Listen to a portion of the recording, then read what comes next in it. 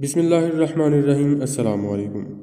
ایک شخص نے نبی کریم صلی اللہ علیہ وسلم سے سوال کیا تھا کہ یا رسول اللہ صلی اللہ علیہ وسلم، آپ پر وحی نازل کیسے ہوتی ہے؟ تو آپ صلی اللہ علیہ وسلم نے ارشاد فرمایا کہ وحی نازل ہوتے ہوئے کبھی مجھ کو گھنٹی کی سی آواز محسوس ہوتی ہے اور وحی کی یہ کیفیت مجھ پر بہت شاق گزرتی ہے۔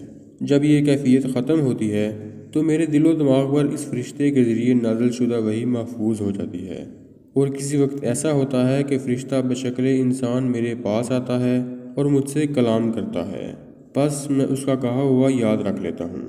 حضرت عائشہ صدیقہ رضی اللہ تعالیٰ عنہ کا بیان ہے کہ میں نے سخت سردی میں نبی کریم صلی اللہ علیہ وسلم کو دیکھا ہے کہ آپ صلی اللہ علیہ وسلم پر وحی نازل ہوئی، اور جب اس کا سلسلہ موقوف ہوا تو آپ صلی اللہ علیہ وسلم کی پیشانی پر پسینہ آیا ہوا تھا۔